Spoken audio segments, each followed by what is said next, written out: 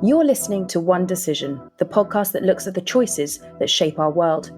I'm your host, Marina Purkiss, and I'm joined by Sir Richard Dearlove, the former chief of Britain's MI6. Each week, we explore some of the biggest choices and issues that have global impact. We hear from the key players and influencers making, informing, and shaping the decisions that affect us all.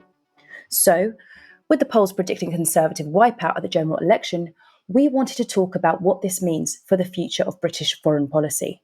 I do, however, want to note that Sir Richard and I had this conversation before Sunday's EU Parliament vote and the swing to the right that triggered political chaos in France, with Marine Le Pen's anti-immigration National Rally Party securing more than 31% of the vote, which prompted President Emmanuel Macron to call snap parliamentary elections. But back to the UK. We've had 14 years of the Tories calling the shots, driving what some would say is a quite hard-headed approach to foreign diplomacy. And of course, they got their Brexit done. So if we are to see a Labour, Keir Starmer government, what's going to be different when they get their feet under the table at number 10? On the face of it, not a great deal in foreign policy. I mean, there are not going to be massive apparent shifts, let's say, in the early months. But that's not to say that there aren't clear distinctions. And they're beginning, I think, to emerge. And for example, the most obvious one is on immigration policy in Rwanda. But, I'm not sure that that really is a foreign policy issue. It's almost a domestic issue, but it's a mixture of the two. It is. But clearly Rwanda is one area. And then, of course, Starmer has said very clearly that he would like a better relationship with the European Union. Now, what he exactly means by that, I'm not sure, and he hasn't articulated it. Deliberately so. Well, it has to be evasive. No, of course. On that, I agree with you. You don't start negotiating before you're in the negotiating room. And there are certain background reasons, in my view, why it's actually in the EU's interest to have a different sort of relationship with the UK, because the Brexit negotiations ended really in a pretty bad-tempered standoff. And in fact, if Brexit had been, in my view, properly negotiated, the EU would have understood, and the UK would have understood that we can have a close relationship with the EU but not be a member of it. And I think, in a way, if you look at the historical view of the UK's relationship with Europe, that's probably in the longer term a more natural place for the UK to be. Rishi Sunak gave a speech on national economic and energy security, saying that the Conservatives are the only party that could be trusted to deliver that, which personally I found a bit strange or a bit rich, coming from a party who have overseen or turned a blind eye seemingly to Russian interference, who have numerous cyber attacks. Goodness me, there's been WhatsApps that are lost. So I'm not sure I would believe that line from Sunak. What do you think of that? Do you think Conservatives need to be in government for the security of the country? Well, I think if you look at the historic record of both parties, both have quite strong records on security. Obviously, there have been aberrations. And, I don't think it's easy to say, one party is better than the other. I think what worries a lot of professionals, and I count myself partly as a foreign policy professional, is that there has been a significant nuclear disarmament factor in the Labour Party, which is prominent. 7 members of the current front bench have, in the past, said that, they are nuclear disarmers, so they want to get rid of our deterrent. Now, personally, I think that is a big issue and a serious issue, and you don't have that element in the Conservative Party. So that's probably the only area in which one could define a significant difference on security. Obviously, in the current crisis, a security crisis in Europe, both parties are going to try to define their security credentials. And both have done it. Starmer's done it, Sunak's done it. The difference between them is we actually have a clear commitment from the Conservatives to spend 2.5% of GDP on defence. All we have from the Labour Party at the moment, which worries me, is we will spend that when we can afford it. Well, it's better than nothing, but, what does when we can afford it actually mean? I'm certainly of the view, I would take quite a strong view, that national security and defence spending is actually more important than the National Health Service. But then, I understand well that is not the average view of the voter. But, I'll tell you one thing, that if Labour do win, and they probably will win this election, they're going to have to significantly increase the size of the armed forces. Now, how are they going to do that? How are they going to do that? Because that will be almost... They'll have to properly fund it, of course. Well, I agree. Also, the armed forces are at their most depleted, I believe. They are the most depleted since the Napoleonic War. Mm-hmm. They are the smallest. But, that's a slightly spurious argument, given that modern technology does compensate for numbers in certain cases. Let's explore further how a Labour government would impact foreign policy. So let's say, heaven forbid, Trump gets a second term. How does Keir Starmer respond to that? He has to deal with the elected president of the United States. I really don't think that, we can, at this point, make an issue of saying, well, we're going to dislike this man. If he's elected president, and remember, this is not a fact, it's a risk. And I think it's a diminishing risk, actually. I don't feel as optimistic as you. Well, maybe. It's difficult to say. I can show you some of the stuff I've recently received from the States. It does make a difference to a lot of American voters that he's a felon. And it clearly makes a difference to him. He's saying it doesn't make any difference, but clearly it did, because he tried so hard to avoid a situation where he would be a felon before the election. And I think, there are an awful lot of middle voters who are going to be put off by this. Whether it counts in the key swing states is the issue. But I'm feeling a little bit more, not a lot, more optimistic that he's going to have an uphill task to win the presidential election. If he does win, he's the elected president. Yes. If Corbyn had been prime minister, he would have been the elected president. How would the Americans have dealt with him? If you see what I mean, because they had great reservations about him because of who he was, who he represented, and what his track record was. So, this happens all the time in politics. It doesn't normally happen, in a relationship as important as the one between the US and the UK. But I don't think Starmer will have any option. I think he knows that already. I think there could be some awkward moments for David Lammy, because he's made some quite spicy comments about Trump. Well, I think he likened him to or he said he has had Ku Klux Klan affiliation or something along those lines. No, look, I'm not going to make a judgment of David Lammy until he's Foreign Secretary and see what he does. He has a track record of saying some pretty stupid things, that's all I will say, of which I think he's considerably embarrassed and tries to gloss it over in his past. But maybe he'll make a good foreign secretary. We just don't know. But he's pretty damned inexperienced. Oh, you could say the same for the Conservative foreign secretary. Well, he's very experienced, not a very good one. But I've expressed my views about that. Lord Cameron of Greensill, as I like to call him. Okay, let's go beyond US. So we're going to be seeing multiple transitions in power this year. A massive number of elections. Huge number of elections globally. Yeah. So given the recent elections in South Africa, Mexico and India, how is this all going to impact our geopolitical climate? Let's start with South Africa, because the ANC lost its parliamentary majority for the first time since apartheid. They managed to cling on to only 40% of the vote, and they now need to find a coalition partner. Well, I'm very pleased personally to see ANC get their democratic comeuppance, because they've, presumed to dominate South African politics in a manner where there should never be any serious opposition. Well, times have changed.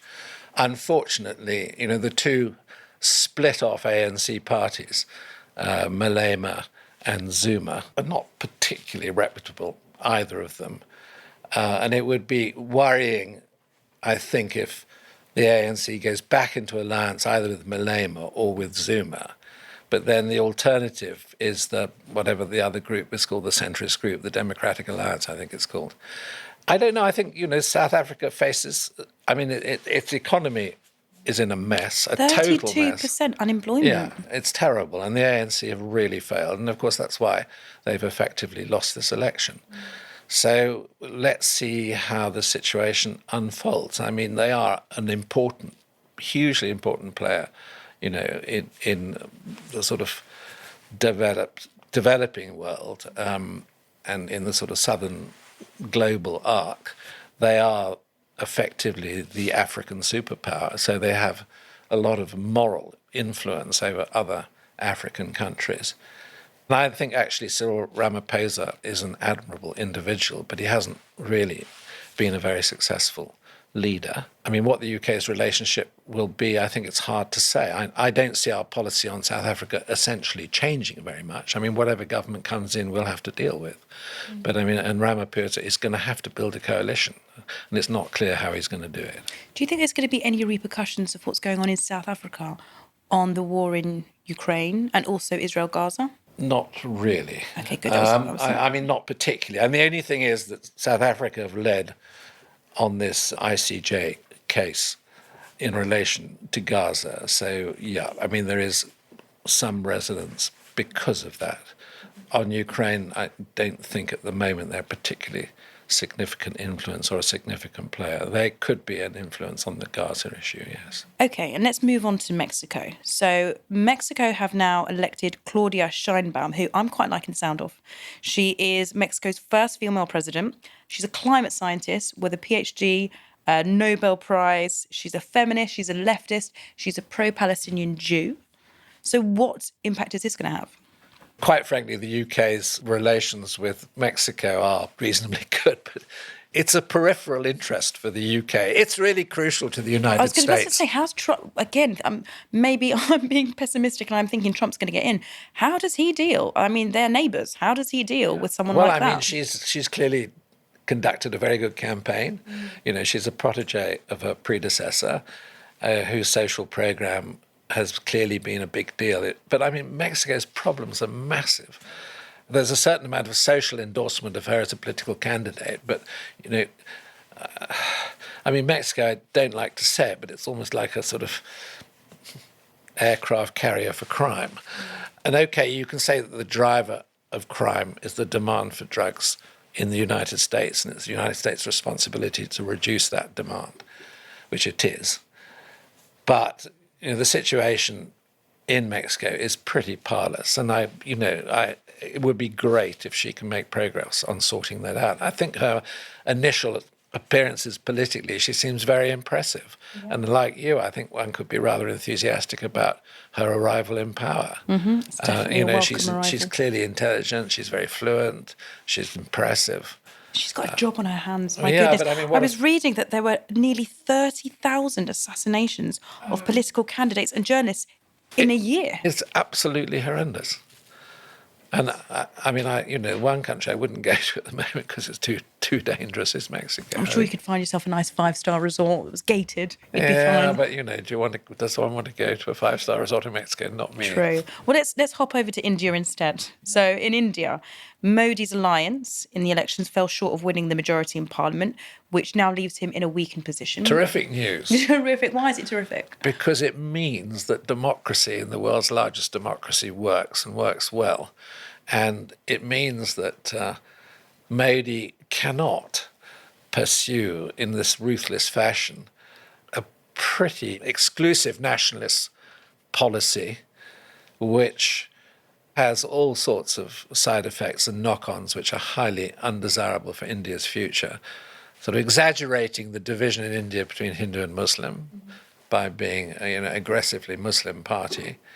He'll have to compromise. And he'll have to have a coalition, and that coalition will include part of the Congress Party. I don't know enough about the detail of politics, but all it can do, actually, is make India an easier partner, because Modi was, I think, quite difficult. A lot of countries, like the UK, had a close relationship with him, but had to somewhat grit their teeth when it came down to, judgment of what actually was going on internally in India. I think it'll make him a more compliant partner, maybe put it like that. Possibly a good thing, then. I think it is a good thing. And, I mean, India is strategically important because of AUKUS. So, expect AUKUS, I think, to expand, to have some sort of relationship with India and some sort of relationship with Japan, it's going to become, I think, very important in terms of, I'm reluctant to use the word of saying containing China strategically, because the Chinese wouldn't like that concept, but at least it creates an alliance of interest in terms of looking at China as a rather aggressive expansionist power. Do you think this is going to impact Modi's ability to compete with China? No, I think, if India's credentials of democracy are strengthened, it makes India, in some respects, a more formidable opponent to China. So I would look on this pretty positively, actually. What about our trade deal? Because it's been in the works, hasn't it? The Well, UK-India trade deal. Any impact on that at all? I've got a theory on this, by the way. My theory is that the reason Sunak is clinging on for dear life, even when clearly the majority of the country doesn't want him in that position, is I think the win there is for him to help secure that trade deal before he buggers off to Miami or wherever it is, California. He says he's not going to do that. He's absolutely... I could shake your hand right now and do a bet that he will do that. He will reinstate his green card and they will be out of here. Well, maybe. But I think that would be extremely disappointing if that's... Oh, you heard it here. I think it would be extremely disappointing if that's what happened. Well, I think there are two trade deals, which are crucial to the UK at the moment. One is India and one is the United States. And of course, the irony is that if Trump gets elected, we'll almost certainly get our trade deal very quickly. He's already said so. He's made it absolutely clear. With Starmer in government? It doesn't make any difference. You don't think so? No. Oh, interesting. So the irony is that, because Biden is economically no friend of the United Kingdom, really. So, there is an upside to Trump being elected for the UK. I thought Biden's position and his sort of aloofness was because of the Conservative government, because of his ties to Ireland and what happened during Brexit and the way that Northern Ireland were treated. Biden's Irishness is a bit of a myth. He's just as English as he is Irish in terms of his antecedents. He's just happened to choose his Irish antecedents because Americans like it. So it's a good vote winner. But, let's be absolutely clear. Maybe I've said enough, on this issue. I also, if Trump is going to be in power, Trump does things for Trump. I can't see him negotiating a trade deal where it's a big win for the UK. If he gets elected, I'm prepared to take a bet with you that there will be a relatively quick trade deal with the UK. Quick, yes. Good. Yeah, I think it'll be better than Australia. No, it'll be a decent deal. Just don't get Liz Truss on it. Let's move on to the conflict in the Middle East. What do you think Keir Starmer's position is going to be? Is there going to be a marked shift in the UK's policy when it comes to our stance towards Israel-Gaza? Probably not. That's interesting. I don't think it's going to shift. He's calling for an immediate ceasefire. Bear in mind that we're not a primary player. The United States is really calling the shots. Our relationship with Israel has always been quite angular and quite awkward, whether it's a Conservative government or a Labour government. Behind the scenes, it's not straightforward. I think that Starmer will not significantly change his ground. It really depends on whether the latest American initiative to, press for a ceasefire which will develop into a broader agreement goes ahead. If it does, the UK will support that strongly. But I can't see Starmer in government being the catalyst for any more ambitious initiative. Mm-hmm. We're a follower rather than a maker of policy on this issue. Starmer and Lammy have come out and said they respect the ruling of the ICC regarding Benjamin Netanyahu and Hamas being treated as. Yeah, well, I'm not surprised. This is another issue which I think is important. Labour are much more inclined to, let's say, rights-based diplomacy and membership of ICC or ECHR. This has very much been the pattern of British foreign policy, both Conservative and Labour, for a long period of time. And in my view, that beneath the surface is changing. And what I mean by that is that the power of the nation state is becoming a much more important factor in international diplomacy than rights-based agreements which are not respected by China, by Iran, Yeah, by Russia. States that don't comply So with I'm not international saying law. that we're going to dump them, but I'm going to say that I think the future of British foreign policy is going to swing towards a realisation and understanding. Look, we have as a country huge soft power. We still... Declining soft power. Yeah, declining, but actually, interestingly, the Henry Jackson Society did a very interesting study about a year or two ago in which, we rated very, very high globally. It was a global paper on soft power. And okay, it's declining, but it's still there very, very strongly on all sorts of issues. Whether it's linguistic or whether it's common law or whether it's technology. I mean, there are all sorts of areas, all the traditions of democracy, there are all sorts of reasons why that is still a sort of strong element. So rights-based, when you speak about that, you're talking about things like the European Convention on Human Rights. So there's a clear dividing line between Labour and Conservative. We discovered last night, no, I don't think it's a clear dividing line, because actually it's an issue that divides the Conservative Party. There's a big chunk of the Conservative Party that are opposed to leaving ECHR. And I was quite surprised in the debate when Rishi Sunak said quite clearly that he would leave if, it was a question of putting the interests of the country first. And I think actually it's indicative of a trend, and that trend, I think, is going to become more pronounced. Even under a Labour government, there's going to be a realisation that hard power is important. It's going to be particularly important in terms of European security. What do you mean by hard power? I mean building up our armed forces and taking a clearer stance on certain issues. But where does the ECHR come into that? Because you pro the ECHR, or do you think it's outdated, as Sunak thinks it is? I think ECHR is absolutely spurious to the UK's interests. We have a perfectly established tradition of common law.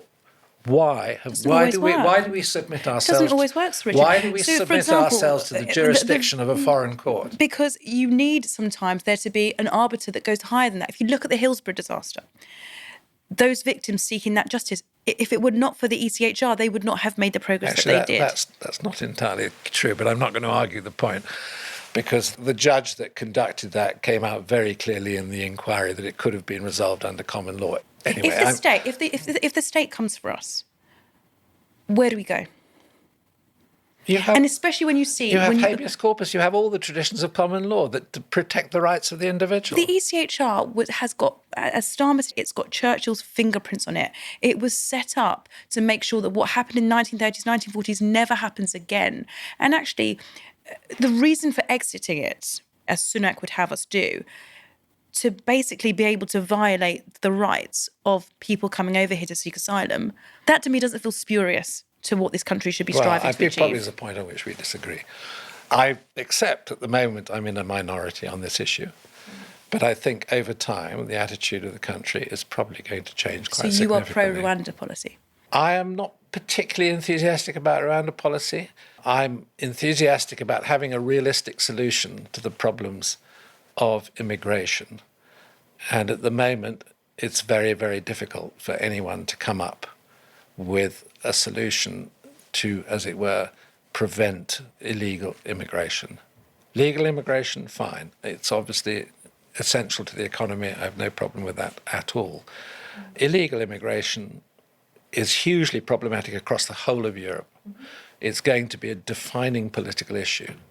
Wait and see what happens in the European elections. There are going to be some really dreadfully worrying results. We actually in the UK are not in that field. We don't have, at the moment, we may have, but we don't have an extreme right party. I mean, Reform may be going in that direction, but we don't know yet. I would say that the current Conservative cabal is very much in that direction. Oh, no, they aren't. They're totally in disagreement. The Rwanda policy is a sort of act of... I mean, I'd be very interested to see how Starmer copes with this problem, how and what he's going to do. It isn't really a foreign policy issue. It's not, I do agree with that. Well, as I said, it's a mix, but it's a potent domestic issue. And it's easy for Starmer to say, we're going to sit down and we're going to talk to the French. I mean, that's been tried. I mean, I was responsible for relations with the French on very sensitive issues, not when that was a problem. We sit down with the French and talk to them all the time behind the scenes. We actually have a good relationship with the French government in these areas. Why not set up processing centres in France? It just feels like an obvious solution. Yeah, but the French won't agree necessarily. Also, what's wrong with just, again, we're going away from foreign policy, but what's wrong with just processing them quickly? Actually, while they're waiting, put them to work. Let them do some of that fruit picking in the fields. I just think there are much more humane ways to deal with people who are fleeing some of the most dangerous countries on the planet. Yeah. Well, okay, if they're genuine refugees, I accept that. If they're economic migrants, it's a different problem. And the trouble is, it's a very big mixture of the two. My parents were economic migrants who came over to this country, as were, Sunak's grandparents, as were Suella Braverman's parents, as were so many of the people in Cabinet's parents who are now just drawing up the ladder once they've benefited from that movement. I don't really disagree with you at all. And, I'm a very open-minded and tolerant person. And I understand, that and the benefit to the country. The point now is, though, it's become a toxic political issue. Deliberately so. No, it's become a football. You can't say deliberately so. There are an awful lot of people. It's been politicised, absolutely. Well, Sir Richard, look at our media landscape. Look at the Daily Mail and the number of headlines that have been put out there to incite hatred and to make people fear. People coming over. There's always a focus on if someone commits a crime and they are not white, where they're from, their religion is always called out as part of the headline. That doesn't happen if it's a white perpetrator. It's been engineered this way so people fear. Yeah, maybe to an extent you're right, but there is a massive reaction in the population to this problem, whether it's staked by the media or not. You just can't get away from that.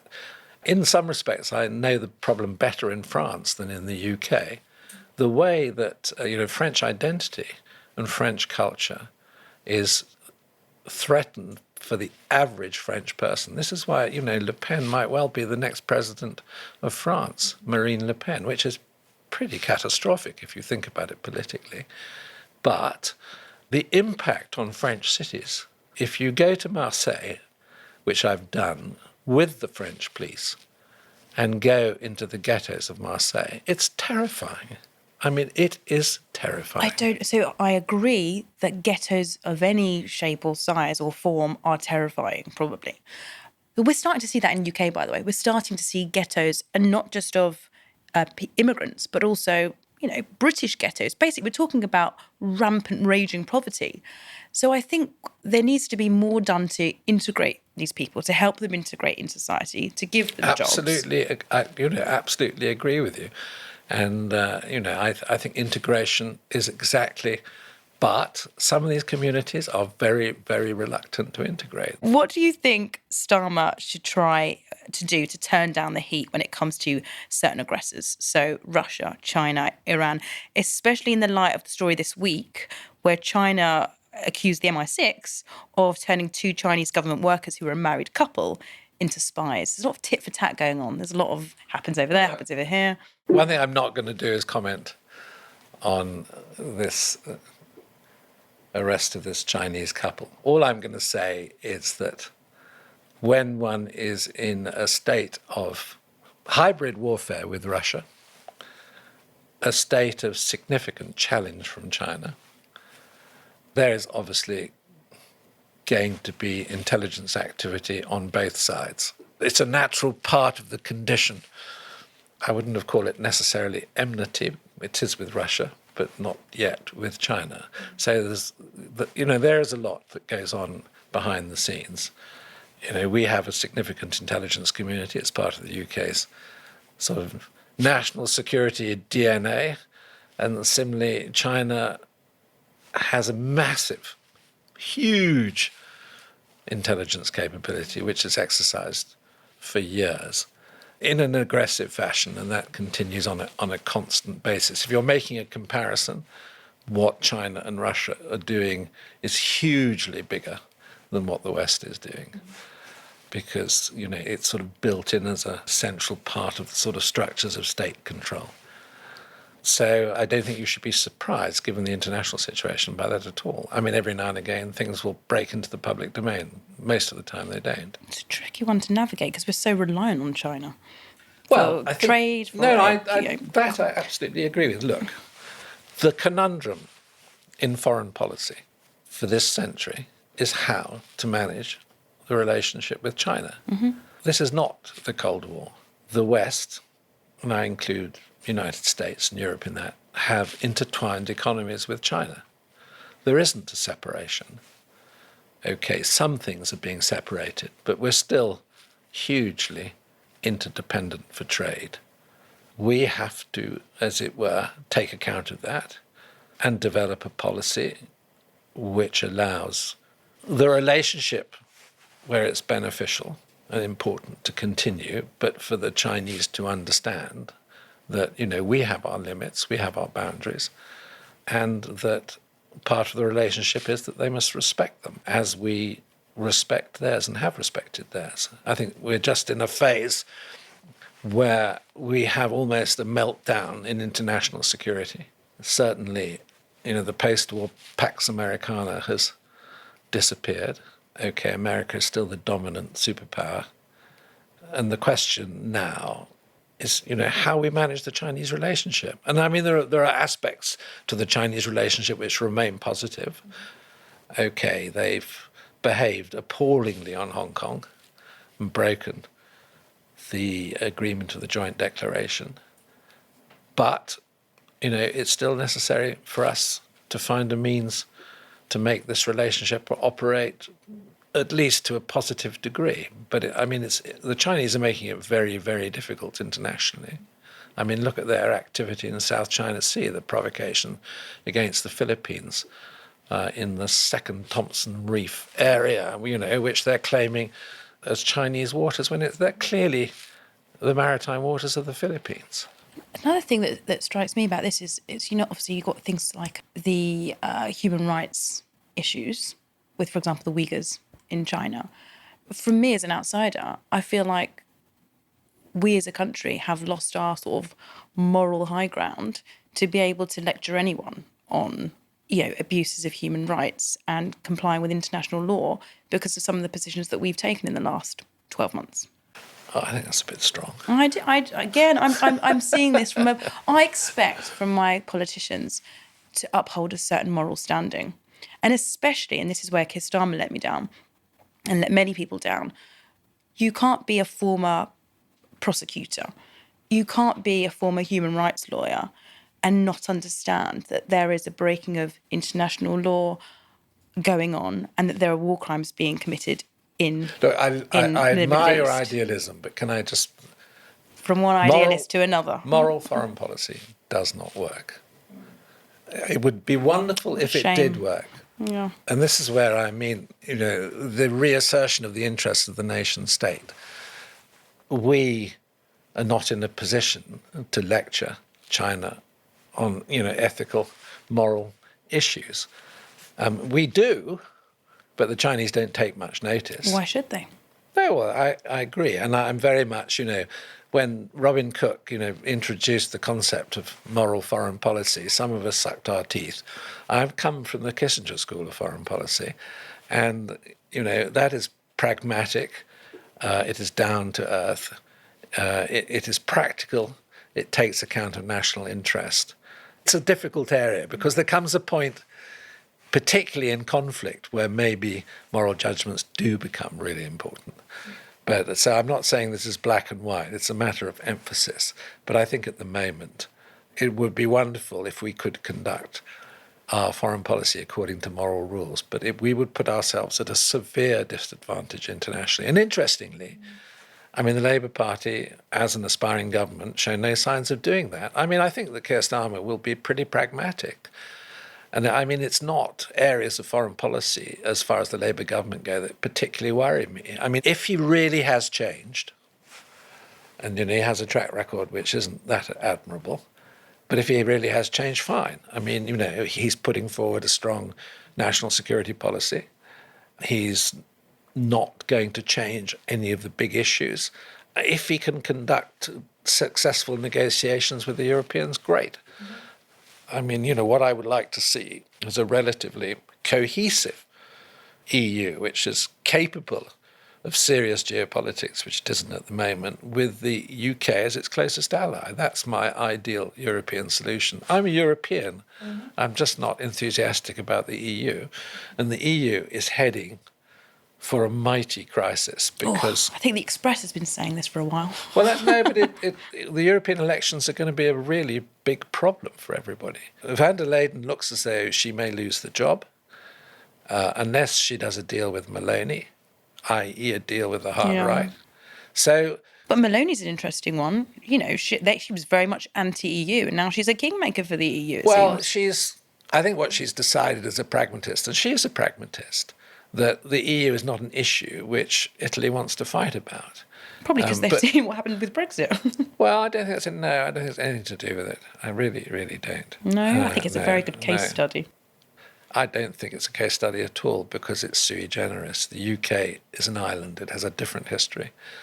It is not part of continental Europe. It never was part of continental Europe.